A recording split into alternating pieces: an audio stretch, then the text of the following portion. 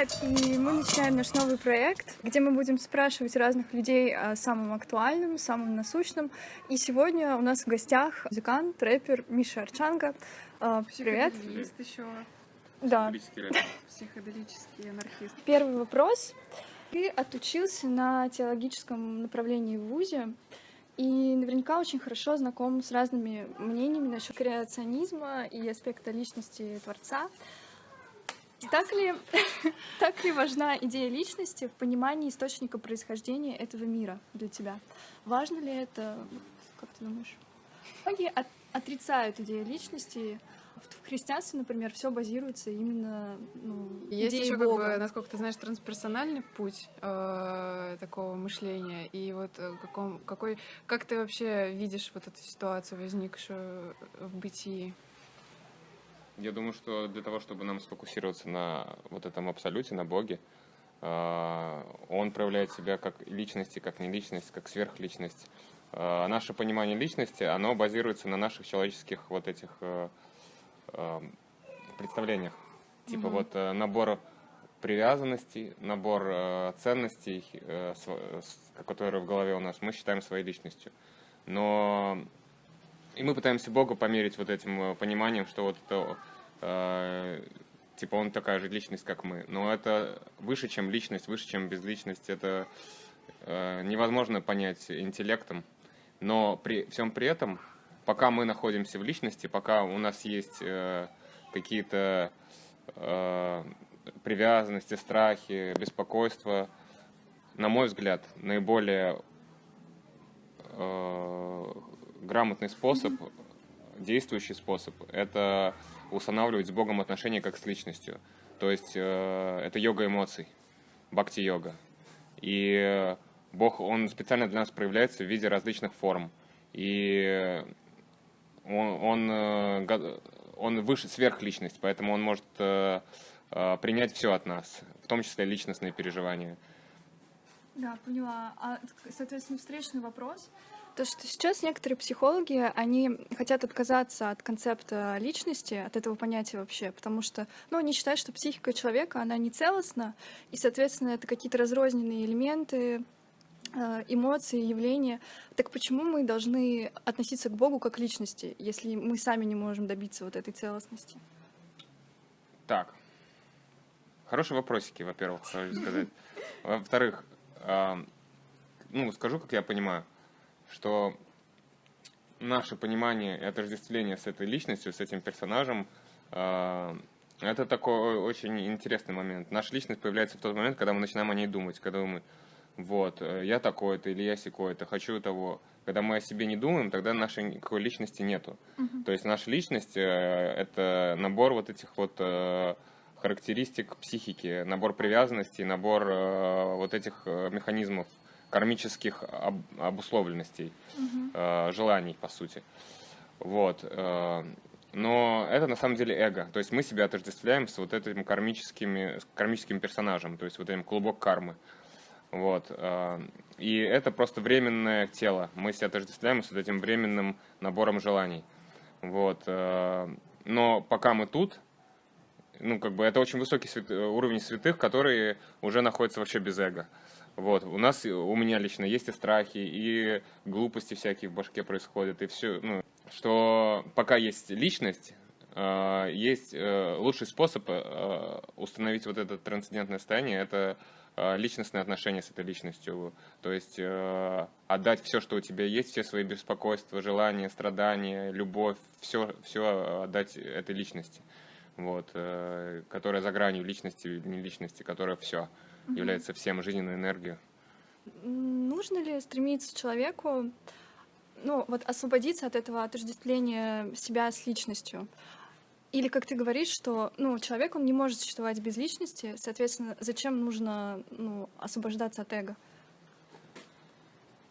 Как я понимаю... я еще добавлю, в связи с этим, не иллюзорно ли эго вообще в целом? Как просто концепция эго. Святые говорят, что эго иллюзорно. Это как тот пузырь, который нас отделяет от абсолюта. Какой какое-то, что ты еще рассказала?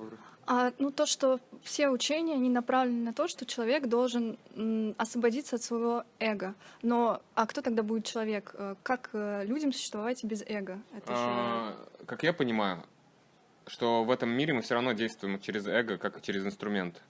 Но когда мы начинаем себя с ним отождествлять, когда мы начинаем всерьез верить в сон, так скажем, происходящего, всерьез верить, что этот сон реален, что эго реально, что оно, отождествляться с чем-то, с формами, с какими-то, с психикой, тогда у нас возникает страх и страдание. И, по сути, надо понимать, что эго просто такая же временная форма, не привязываться к нему. Мы так или иначе здесь общаемся, разговариваем, взаимодействуем с людьми, и мы через эго взаимодействуем. Но счастье приходит, когда мы перестаем отождествляться с этим эго. Вот есть определенные стандарты, нормы, правил, как человек должен себя вести. Вот ты считаешь, что люди должны следовать этим правилам, самосовершенствоваться, развиваться, чтобы добиться вот этого эталона, какого-то идеала? Кто хочет, кто чувствует тягу к эталону, у кого сердце горит этим, тому нужно. Кто не чувствует, он не будет этим заниматься. Тогда почему это плохо, если человек просто живет по инерции? В смысле плохо. Плохо, хорошо. Кому как нравится, тот так и живет. Как я понимаю, что Бог не навязывается в нашу жизнь. Он хоть и все пронизывает, является всем, но мы можем... Он нам дал возможность болтаться в своей карме. Делаем хорошие дела, нам получается какое-то приятное. Делаем кому-то неприятное, мы получаем неприятные последствия. Но если мы хотим к нему обратиться и выстраивать отношения с этим абсолютом, то он тогда открывается, и вся жизнь становится им. Да, я поняла. Просто ты сам же сейчас говоришь, что делаем хорошие дела, тогда там что-то открывается. Делаем плохие, и закрывается. То есть определенное тут разветвление на хорошее, плохое, доброе, злое. Получается, это какие-то уже рамки, какие-то законы. Я это понимаю так. Просто если формулировать, что не делать другим, чтобы сам не хотел получить. Чтобы добыть мясо, надо уничтожить животное. Прямо его грохнуть ножом, разрезать. И я бы не хотел, чтобы мне такое было. Поэтому я не одобряю такое поведение. И не участвую в этом никак, не ем мясо, допустим. Но что касается более тонких вещей, правил, в какой-то момент религии догматичны, конечно. Они делают строгие правила, не надо о них думать, надо их соблюдать. Это нужно для того, чтобы люди на первой фазе очищались. Когда человек очищается, он начинает чувствовать страдания других существ, и он будет естественным образом не причинять никому беспокойства своей жизнью и чувствовать, где уместно что-то делать, где-то неуместно. Как, это правило, оно уже не написано где-то в книге, что делай то, домострой, не делай то. Это вопрос ощущения, что лучше сделать, что не лучше. Потому что бывает, что люди благими намерениями дорогу в ад устраивают, есть такая поговорка. А вот нет такого, что, например, ты что-то делаешь для того, чтобы там карма хорошая была, а можно же, есть люди, которые это делают от чистого сердца, и они, например, не знают вот этих вот каких-то догматов религиозных.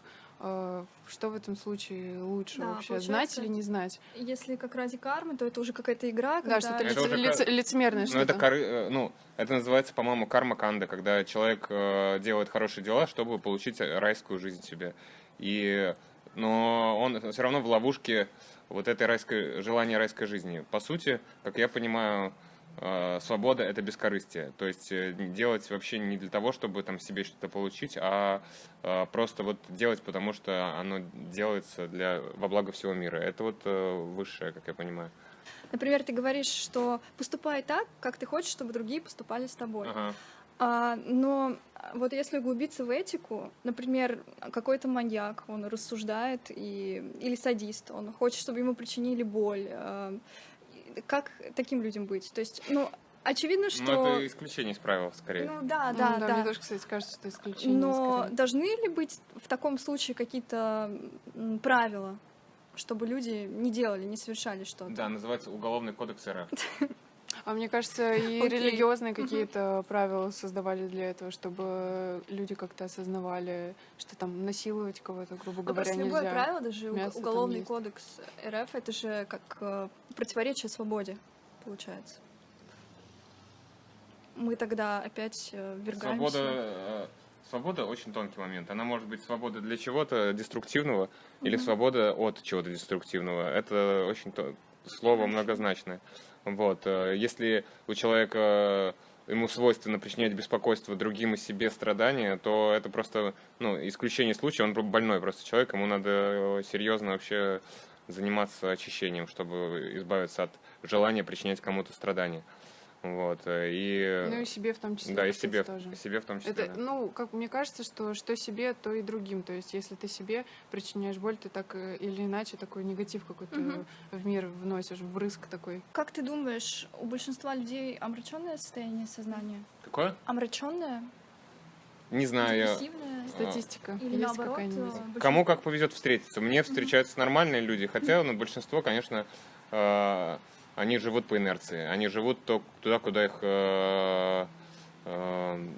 карма тащит, туда они и живут. Но в целом мне встречаются позитивные люди. Я думаю, в какой мир ты внутри себя строишь, такой и будет. Если мир у человека какой-то темный, и он тусит с какими-то деструктивными элементами, у него будет другой мир совершенно. Он будет других видеть.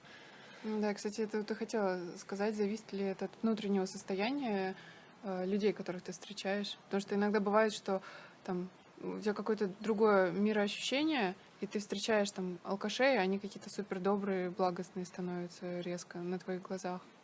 А вообще откуда берется вот эта концепция добра и зла? Как объяснить, что в мире так много несчастья, такой существует явный перевес в сторону зла? Это объясняется кармой, по-твоему? Либо, я не знаю, может быть, какие-то такие уже гностические теории, злой бог, демиург, Нет, создатель в мира? моем понимании Что думаешь? это Кали-юга. То есть мы сейчас находимся в цикле, вот вселенском цикле, где проходит как утро, день, вечер, ночь, весна, лето, осень, зима. И также происходит вселенский цикл, во время которого человеческое общество деградирует. Вот. И мы находимся в том месте истории, где больше страданий в карме у людей, где не очень все добрячки. Все друг друга мучают, и мочат, и животных убивают, и войны, и все подряд. Вот это. А как вообще ты объясняешь для себя реинкарнацию? Ты это обуславливаешь какой-то логикой, или ты считаешь, что реинкарнацию вообще никак нельзя доказать, аргументировать? Логикой не прикоснешься к трансцендентному. Мгм. Это бесполезное занятие, как я понял. Все вот это вот размышления, они только для того, чтобы подступиться туда. И в этом какой-то момент они становятся смешными, бессмысленными. С логикой можно что угодно доказать или опровергнуть. Вот. Если уж говорить так, то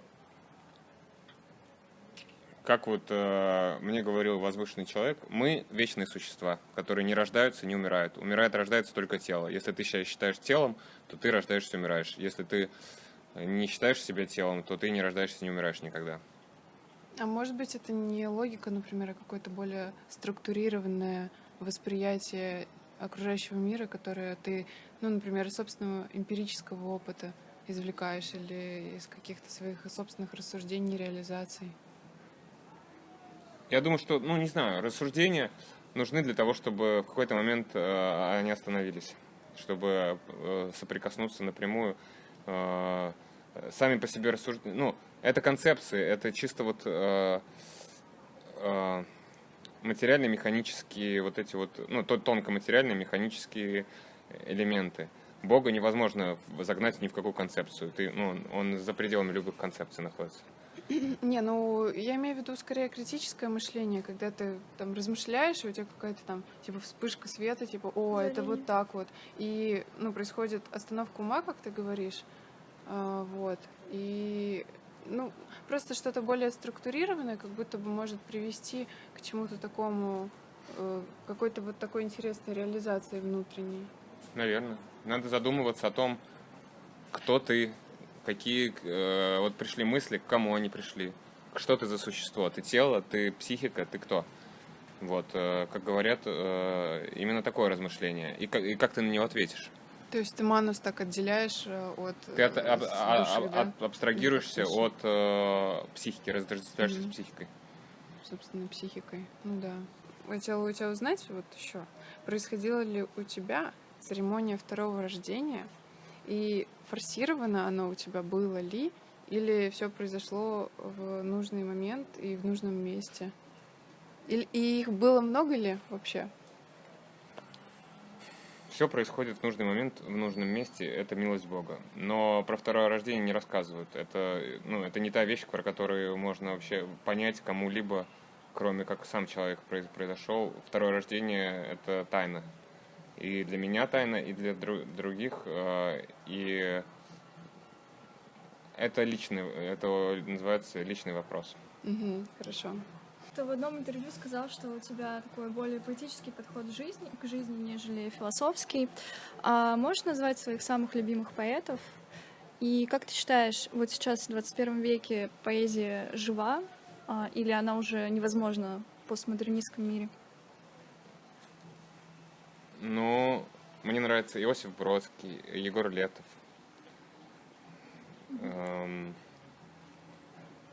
Еще там всякие малоизвестные. В общем, поэзия нужна. Кому она нужна, тот и любит. Поэтическое восприятие позволяет видеть как метафору не только, как художественную форму, а все окружающее как своего рода метафору и воспринимать реальность как вот эту вот, как поэму, как разговор такой. Вот, и Поэзия, по-твоему, нужна для того, чтобы человек мог ощутить двойственность мира? я не знаю, Соприкоснуться, может, скорее. соприкоснуться скорее с тем, чтобы преодолеть эту двойственность, двойственность собственного интеллекта. И поэзия, наверное, строится на метафоре и на ритме. Метафора, она преодолевает двойственность. Она через сравнение прокладывает такую ниточку от одного объекта, элемента к другому элементу, объединяя их в одно. Нужно ли вообще работать с памятью, не забывать прошлое, или важно оставаться в настоящем? Чтить Нужно, предков. наверное, нужно развивать свою психику, тренироваться, память в том числе тренировать. Вот. И не забывать о том, что нужно быть в настоящем. То есть найти какой-то баланс, да, между прошлым и настоящим. Помнить о том, что нужно быть в настоящем. Помнить Между о том, прошлым и будущим. помнить о том, что, как сказал Пападжи святой, что прошлое — это могила. И вся наша вот эта вот личность, она основана на прошлом. И он говорил, я вам говорю, хотя бы на секунду выйдите из могилы. Мгм. Из кладбища, по-моему, Да, он говорил. из кладбища, да. А будущее это что тогда? А будущее — это страсть. Думать о будущем это, когда у тебя счастье в прошлом — это тамос, это невежество, это ignorance, как американцы говорят. То есть вот там раньше-то все круто было, вкуснее, послаще, трава зеленее. Мгм. Счастье в будущем Мороженка. это страсть. Вот когда я куплю себе Infiniti машину, то тогда будет счастье. А счастье в настоящем — это вот благость. А если, например, я буду думать, а вот я в будущем куплю доску садху, то что? Пока ты не купила доску садху, ты не будешь удовлетворена. Я пока не удовлетворена, что у меня нет доски садху. Это правда. А как ты относишься к самоубийству? И, ты считаешь, себя нужно любить или относиться нейтрально? Смотри, кем ты себя считаешь. Но тело — это подарок Бога, это храм.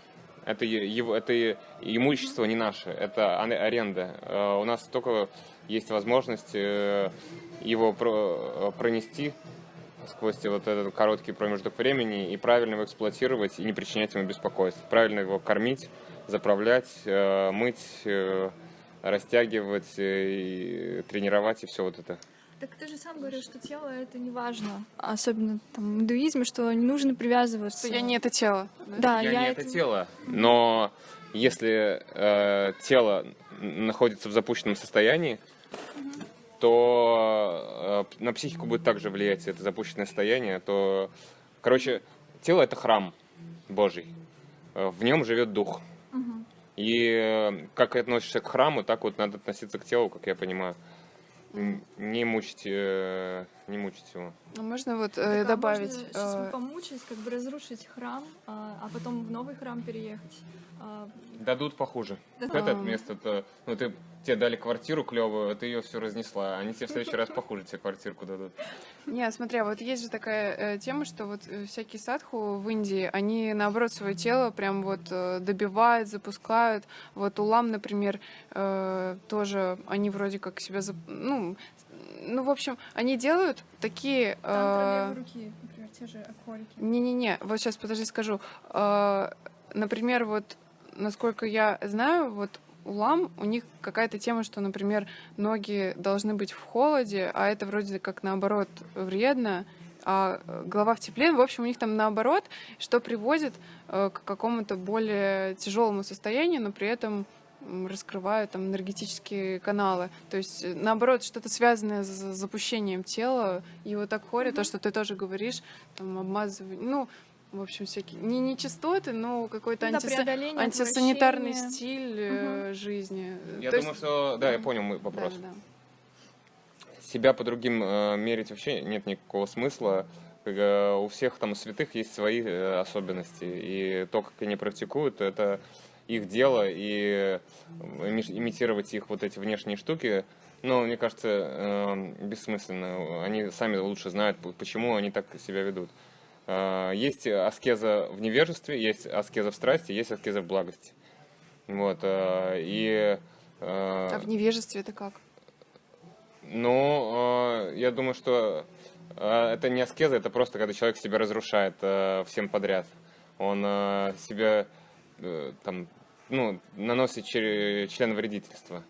Самоубийство. Да, самоубийство. Ну, это не нами дано тело, нужно дожить до конца. Нужно пройти этот путь до конца. Хорошо. То есть, по-твоему, человек — это не тело, это не храм, это не машина, но что тогда отличает человека от робота, скажем? Ну, от того, что он не машина? Человека отличает его Святой Дух, который в нем находится, который, ну, вот этот божественный принцип живости. Чем робот, труп, это ничего нету в нем, а человек — живое существо. Это... То есть ты считаешь, что у нас есть нечто большее, чем просто набор бесконечно повторяющихся паттернов, Конечно. алгоритмов? А вот недавно была история, что искусственный интеллект, с ним там чатился какой-то работник, может, ты знаешь, сейчас, секунду, и этот искусственный интеллект ему поведал о том, что он сам себя осознал, мог интерпретировать, по-моему, суфийские притчи, и там рассказывал о том, как он медитирует, и, в общем, он так отвечал, что действительно мурашки прям по коже возникают, что, типа, блин, а вдруг он реально себя осознает, и чем тогда он отличается от человека? Я ничего не знаю об этом. Не, ну мы к тебе не тоже не как к оракулу пришли, просто интересно, что ты думаешь по этому поводу. Слышал такую историю вообще? Я историю какую-то такую слышал, но ничего об этом не знаю, и даже не особо интересно думать. Ну, может быть, а может и нет. Может быть, вселилась туда какая-то духовная сущность. Все живое. Все живое. И машины живые. Все они поддерживаются жизнью. Каждая молекула живая. И поэтому мало ли что может быть. Но что об этом думать, гадать бессмысленно. Ну, интересные все-таки новости. Не знаю. Следующий вопрос тогда. Вот сейчас все больше появляется аутистов, людей с синдромом Аспергера.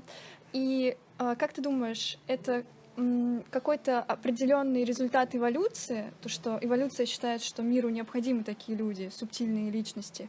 Высокочувствительные еще. Да, или, возможно, это какая-то мутация. Просто, если мы рассматриваем мир как бесконечный процесс эволюции, то эволюция — это естественный отбор, и, по идее, чем сильнее человек, тем он как бы больше способен к выживанию, и, получается, должны, наоборот, сильные личности появляться. А сейчас все как будто бы противоречит этой тенденции. Есть, да, я понял. Есть такая поговорка, что цикл такой. Сильные люди, ну что, тяжелые времена порождают сильного человека, который справляется с этими тяжелыми временами. Сильный человек порождает своим поведением легкие времена, они преодолевают это. Легкие времена рождают слабых людей. И слабые люди своим вот этим субтильностью, они рождают тяжелые времена, и цикл повторяется. Можно вот так посмотреть. Можно посмотреть, что интернет влияет, все психомутации происходят, и вот эти все штуки, аутизм, интернет, как-то даже завязать. Депрессия какая-то возникает, Можно... все на антидепрессантах сидят. Да, можно этим завязать, там, поток информации, который человеку не переварить, цинизм и постмодернистическое одиночество, там, ну, все это очевидные и понятные вещи, почему людям сейчас менее счастливо, чем раньше, в старые времена.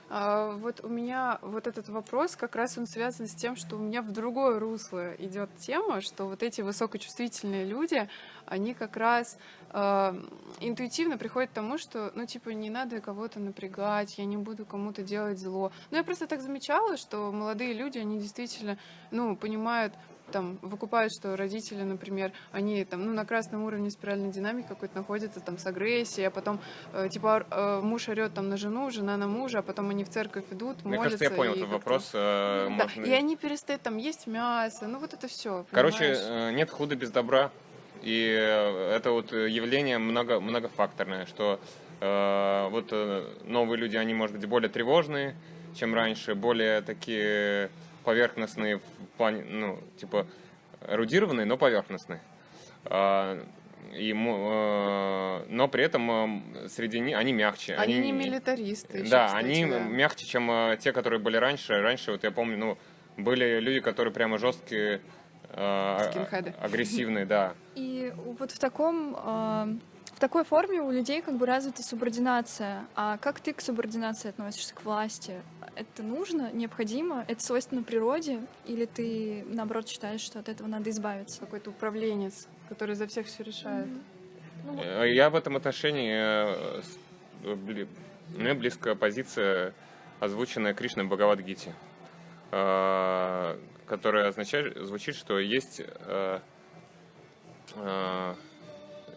устройство общества, варнашрама дхарма, в которой есть люди, которые в зависимости от того, какая у них цель жизни, кама — удовольствие, артха — богатство, дхарма — справедливость или мокша — освобождение, они естественным образом занимают роль в обществе.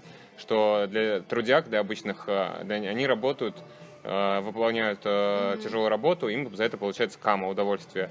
Люди, которые для богатства важны, они производят продукцию, они занимаются сельским хозяйством, животноводством, молоко делают, сыр. Они накапливают богатство. Ну, хорошие благостные бизнесмены. Благостные бизнесмены. Благостные бизнесмены — это что-то новенькое. Не, бывает, я видел и знаю таких. Кришнаиты. Вон мы сейчас в кришнаитском храме, в кришнаиты благостные бизнесмены легко. Для тех, кто вот дхарма важна, это воины. Для них важна только справедливость. Они хотят, ну, это как руки общества, они наводят порядок, это исполнительная власть. И глава общества — это брамины, для которых важно освобождение. У них нет материальных желаний, они отречены от всего материального, и поэтому они могут справедливо ситуацию видеть. Вот это идеальное устройство общества. Оно так божественно задумано. То, что сейчас происходит, no comment. Я уже забыла, о чем вопрос был. Подожди, пожалуйста. Как раз вопрос был о субординации, власти, доминантности. Тогда продолжающийся вопрос, только уже про женщин. Что сейчас женщины продолжают бороться, как-то защищаться против извечных стереотипов, что вот мужчина главнее, женщина должна слушаться мужчин. И, в принципе, это даже исходит из христианства. из культуры женщинам всегда отводится какая-то второстепенная роль. То есть сиди дома, занимайся хозяйством, больше ничего не делай. А мужчина, он должен зарабатывать, и как-то мыслить, думать о государстве. Понял. В чем вопрос? Ты считаешь... ты согласен с этим? Вообще, как ты относишься к феминисткам? Для тебя мужчины и женщины равны или не равны? Провокационный вопрос. Что там по феминизму? Короче, что касается феминизма, я не знаю, как правильно. Кому как нравится, тому так и нравится. Сейчас такое смешанное общество, в котором есть люди традиционалисты, есть люди нетрадиционалисты. Вот. С того, что я замечаю, у традиционалистов более крепкий брак и более счастливые семьи, и они размножаются, они делают детишек и живут в крепком браке. Традиционалистов, которые приняли модель, в котором женщина ограждена от социального взаимодействия, от социальных стрессов, она поддерживает домашний очаг, она создает атмосферу благоприятную, атмосферу, где мужчина приходит и спокойно находится в доме. Она может быть в этом несчастлива, например, у нее навязано. Она просто подавлена и не Пересмотрела может просто Сатидаса уйти, и возможно. такая, типа, Может, нужно быть всякое может быть. Всякое может быть. обязательно. Я думаю, что у женщин и мужчин немножко все по-разному работает в разные, так скажем, разная дхарма. Мужская и женская дхарма разные. Вот. Где найти сейчас дхармичных людей, очень сложно. Вокруг почти нет дхармичных людей. Вот. Но кому что нравится, тот так и делает. Сейчас все намешано, все перемешано, и кому как нравится, те так и живут. Я никого не осуждаю, короче, кому как нравится, то те так и тебе делают. это как нравится? У тебя именно какие Я принципы? живу сейчас один. Никаких у меня нету Взглядов на это. взглядов. Я не знаю, во мне есть и современный человек со всеми вот этими современными штучками. Во мне есть серьезный традиционалист, который видит эту ситуацию именно традиционно. И я чувствую разумом, что традиционный подход правильней, что это просто счастье. Что семейное счастье возможно только в религиозном браке, где мужчина видит в своей супруге богиню, и он поклоняется этой богине, и проявление богини. И женщина видит в своем муже Бога. Это может быть не традиционализм, например. Я не знаю, кому как нравится. Но если происходит бескорыстное служение, если суть отношений в том, чтобы наслаждаться друг другом, это все скатится к страданию, потому что в отношениях счастья никакого нет. Это все страдание от начала до конца, пропитанное. Если человек воспринимает отношения как подношение Богу, как практику самосовершенствования, и они оба воспринимают и помогают друг другу проснуться, тогда это, может быть, иметь смысл. А может быть какое-то обоюдное наслаждение вместе с подношением Богу? Я не знаю, что у кого может Вот быть. получение наслаждения от того, что ты делаешь подношение Богу. Пожалуйста. Берите, пожалуйста, чего вам нравится. Не можно просто... А вообще для чего тогда отношения? Если отношения — это боль, и все люди разные, и не бывает Вот такого... это я говорю, что для того, чтобы самосовершенствоваться, развиваться через это, для того, чтобы в общество привести еще одного возвышенного человека, который будет молиться Богу, чтобы... у нас есть инстинкт, который нас тянет к этой всей фигне. И для того, чтобы этот инстинкт реализовать, да, при этом не создавая деструктивных моментов, связанных с развратом и всего такого, этот инстинкт реализуется вот в виде семьи. Просто я почему спрашиваю, можно же и самосовершенствоваться, и рождать новых людей и без отношений? Почему именно так важно сохранять вот эту традиционную Сохранять форму? отношения? Да.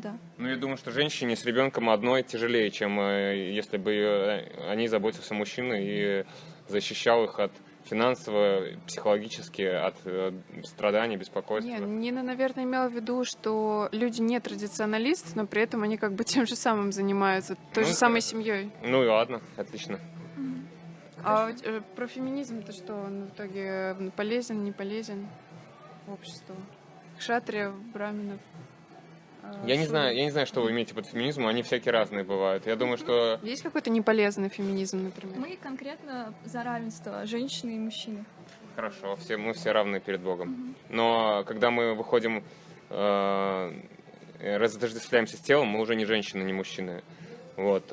Когда мы здесь взаимодействуем, мы все женщины, мужчины. Когда мы перед Богом нет ни женщин, ни мужчин. Мы все... А когда мы тут, мы все равны, получается, даже если мы и женщины, и мужчины? В каком смысле равны? Ну, в таком, что как души, и женщины, да, нет, не только как души, как что мы обладаем одними и теми же правами. Человек. Да. Да. Да, все правами, в этом отношении да. В чем равны? Ну, то есть мужчина не должен главенствовать над женщиной. Я думаю так. Мужчина должен вести себя так, чтобы женщина сама захотела у него принять прибежище. Прибежище? А зачем ей прибежище принимать, если они равны уже? У нее таких вопросов не возникнет.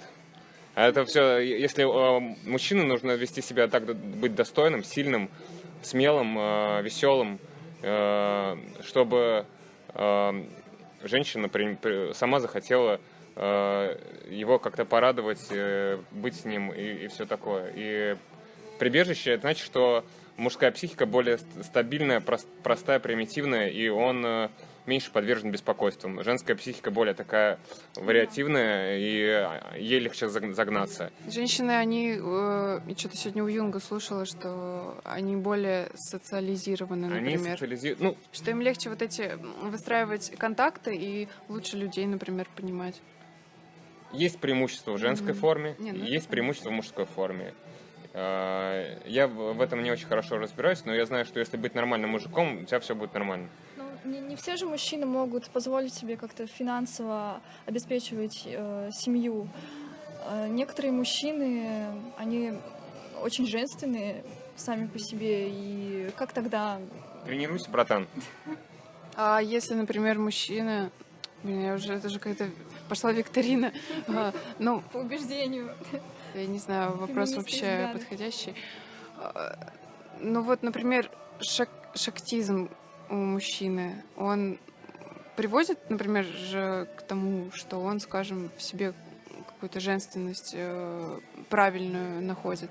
Не знаю. Шактизм — это поклонение матери, насколько я понимаю. Шакти — это супруга Шивы, это Великая Мать. В мужчине должно быть 20%, 80% мужского, 20% женского. Это вот мягкость, это некоторые вот, ну... В смысле, что за статистика? Я слышу, не статистика, я слышал, типа, лучшая пропорция 80/20, что 80% вот этого серьезного, крепкого... я условные цифры, кому как повезет. 80% крепкого, серьезного мужика, смелого, ответственного, и 20% это мягкость и чувствительность, чтобы баланс был, короче. Женские качества тоже чуть-чуть нужны, чтобы вот этот баланс был.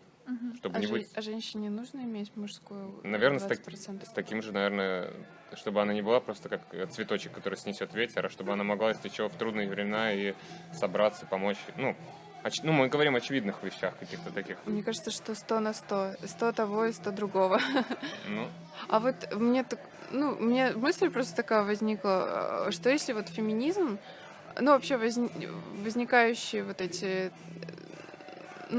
тенденции у людей, они, скажем, такое, как бы, что наверху, то и внизу, да, зеркальное такое, что это как бы такая в целом тенденция того, о чем мы сейчас говорили, о равенстве таком более божественном. Только здесь она проявлена на таком более материальном плане, в таком, иногда, может, агрессивном и не совсем правильном, но все же какое-то что-то правильное. Я думаю, что многие феминистки, они их обманули. Тут поворот. Что хитрые мужчины, они вот эту сексуальную революцию сделали, они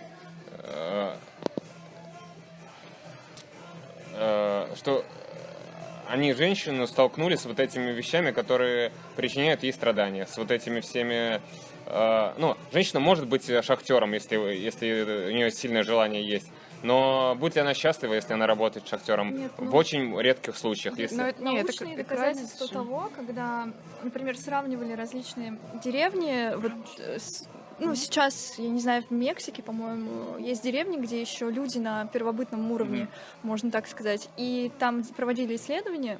Ну, исследования показали, что действительно есть женщины, которые доминантнее мужчин, и они там воюют, Ну, пожалуйста. А вот защищают. Египет, например, там были же правительницы женщины. да, то есть есть воинственные женщины, Амазонки. и мне кажется, существуют женщины, которые... Ну, это исключение, да, из правил, но всякое бывает. Что говорить тут? Хорошо, ну тогда еще вопрос про сны. А как ты относишься к снам, к сновидениям? Вот на Востоке считают, что сны это как очистка сознания ночью. Наверное, да. Я не знаю, я ничего в этом не понимаю. Я думаю, что как-то психика отдыхает, или человек получает какие-то опыты в таком вот полусостоянии, его волочет куда-то, вот, и, ну... Но в твоей жизни сны играют важную роль? Хоть какую-то. Да. Ну, и что-то Ты как-то интересное может застряешь на сниться. этом внимание? Честно говоря, нет. Я и не придаю им значения особо. А осознанные сновидения у тебя было? Пару раз были. Ну, не впечатлило, да? Нет, это впечатляет. Это из-за этого и вылетаешь из осознанного сна, когда ты так думаешь, о, нифига, я во сне. Типа, Это кортизол начинает вырабатываться, ты сразу вылетаешь из сна. Если сны — это очистка сознания, то что такое осознанные сновидения тогда? Они не очень подходят. Я не знаю. Я думаю, что в каком-то смысле наша жизнь — это сон. Это сон Бога, в котором мы все живем. И осознанные сны, осознанность надо сохранять и в этой жизни, понимать, что это все сон. Мы думаем, что это не сон, но на самом деле надо понимать, что это все сон. И в этом и есть осознанность. Вот, типа... Осознанные сновидения, наверное, как раз и помогают понять, что это все сон. Ну да. Осознать осознанность. Ну и последний вопрос, он такой немного наивный. Веришь ли ты, что в 21 веке можно примкнуть к какой-то школе, к учениям и, ну, если следовать их правилам, то в конечном итоге добиться просветления? Либо это уже невозможно? Я тебе так скажу. Зависит от твоей искренности. Если ты искренне примкнешь к даже несовершенным... Все учения — это интерфейсы. Так же, как на несовершенном компьютере можно сделать великолепную музыку, а на совершенном компьютере ничего не сделать. Если ты искренне будешь следовать любому учению, оно тебя через эту искренность выведет к тому самому.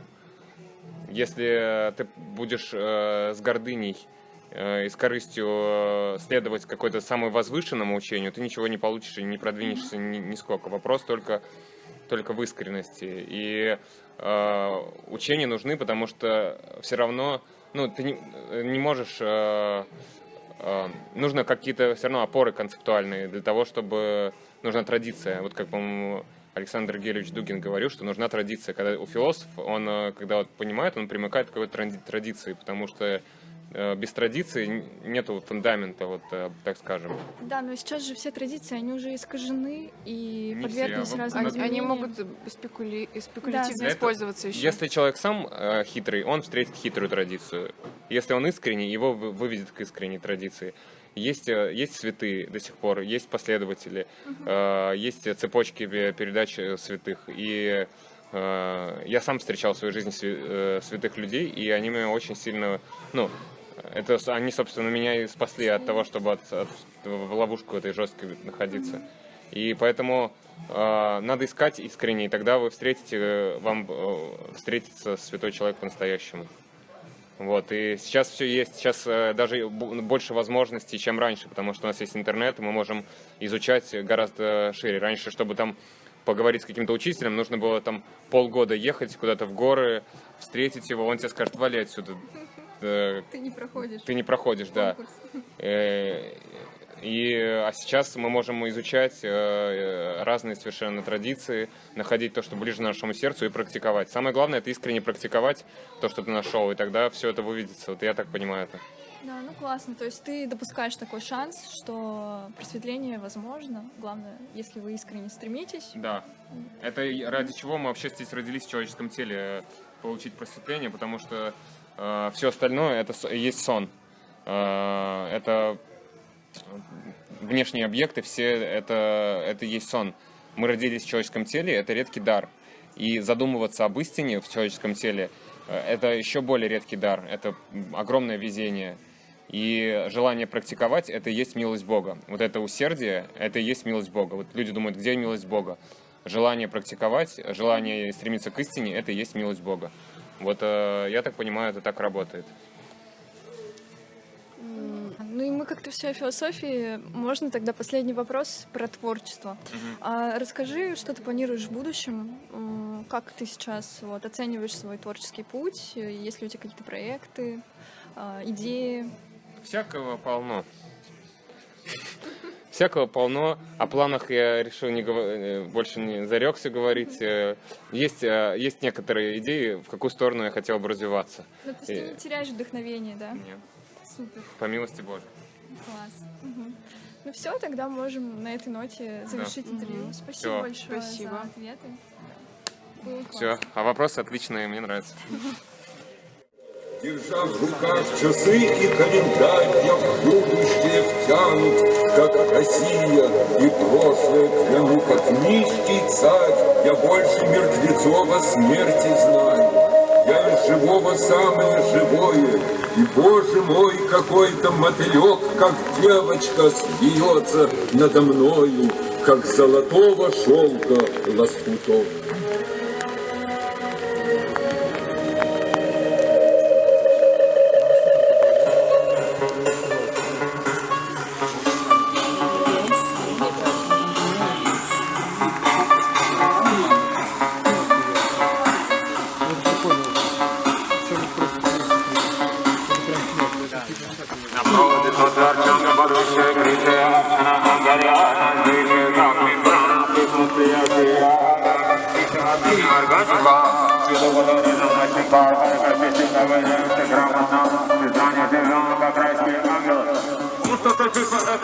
Если приходят откуда-то стран, когда посреди океана, собирается